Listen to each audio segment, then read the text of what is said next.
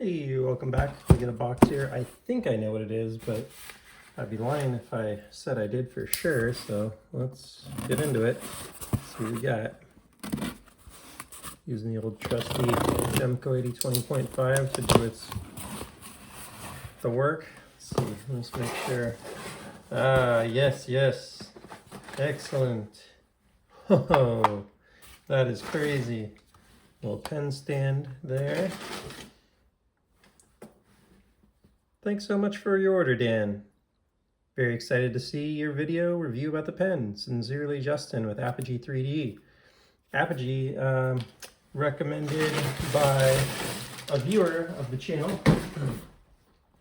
is available on Etsy. It looks like Justin here is out of San Diego, California, which is cool. And wow, what a crazy pen. So you're probably wondering, what the heck am I looking at? And I'm wondering the same. I'm not sure of the best way to remove this, so let's try and slide it out of there. That is insane. I'm really trying to get a sense of what we're dealing with here and how much pressure I can or cannot put on this, but my understanding is this is a 3D printed titanium.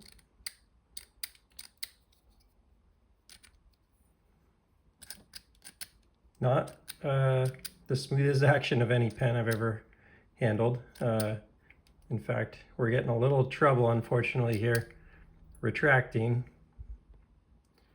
But it is the lightest pen I think I've ever handled, short of, I don't know, it might even be lighter than the typical plastic pen. That is remarkable craftsmanship. That is a crazy pen body.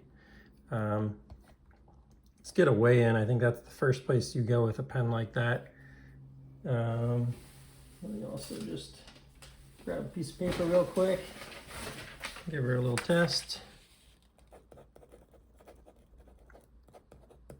I think it's got something like a G2 refill in it. Anyway, 0.53 ounces, and sorry, the focus is not working terribly well here. 0.53 ounces on like a very full-size pen. Like, this is a full-size Smooth Precision pen, and this is a lot bigger. It's probably like for like there. This is a big pen. Ah, user error. I am so sorry. The guy that makes this pen was probably so frustrated watching that all go down there. Let me see if I can get my focus to get right here. That would explain it. Did not realize that that was what I was looking at. I should have watched some sort of how-to video first, so very sorry about that. Not intuitive, but really cool. That's a neat design.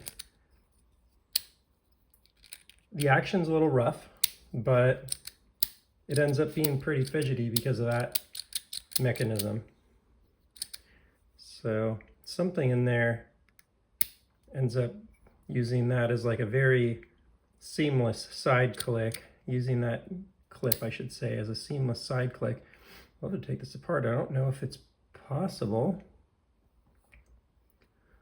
Let me take a quick glance at it, see if there's a very clear place where this disassembles. All I could imagine is that that'd be crazy if this got built. There's no way, right?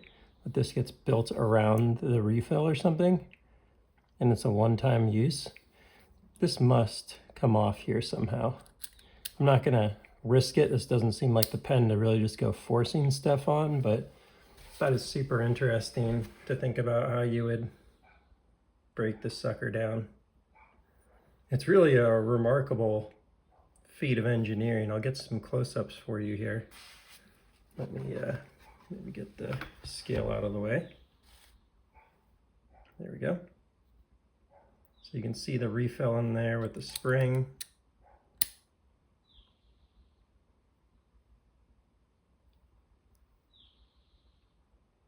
Looks a lot like a G2. Nice super thin little titanium clip.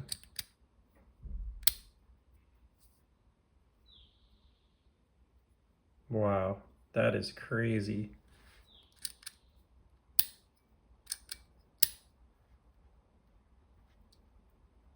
Yeah, that is just so different than anything I've handled. I just don't really know what to say. I'm a pretty big fan of just crazy engineering. If you're familiar with my channel, it feels really good to write with, actually. It's shockingly comfortable. Sorry, I know my handwriting's terrible. I shouldn't. I have $1 handwriting with this $100 pen. 115 on sale, normally 165 is what I got it for. But if you're familiar with the channel, I love like feats of engineering. So here's the VC Edge interface. Also, coincidentally, I don't know what's going on down there in SoCal, but made in SoCal. This looks like a 3D printed holder for it, so we can check that out. Because you can't get a crazy, crazy pen without a crazy, crazy holder, I figured. So that's kind of fun there.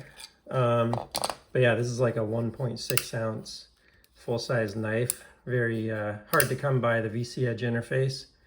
It is an insane feat of engineering.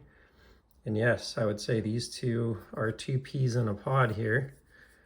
That is just wild. I don't really know what more to say. It's one of those things where I feel like you bring it to a meeting to hand it around to people and be like, hey, check this out. And now that I've figured out the pocket clip thing, again, apologies for that. I'm really enjoying the action a little bit. It's like a little rough, I'm not gonna lie. It might work in overtime, but although the deployment is rough, the return's really fun and satisfying. So I like that. I'm curious how functional the pocket clip is. Let me throw it in the pocket really quickly.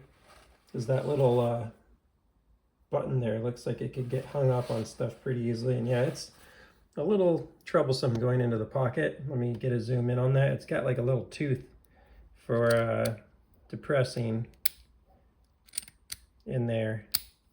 It definitely, that little tooth is not great for going in and out of the pocket. So you kind of have to open that up. And, you know, if you pull it out wrong, you might tear some seams for sure. But overall, this is just a really neat thing to get in hand. So I'm very much appreciative to Justin for making this. And then, yeah, letting me buy one. Really cool. I think that's all for now. If you enjoyed the content, please feel free to like and subscribe. And I will see you on the next one. Take care.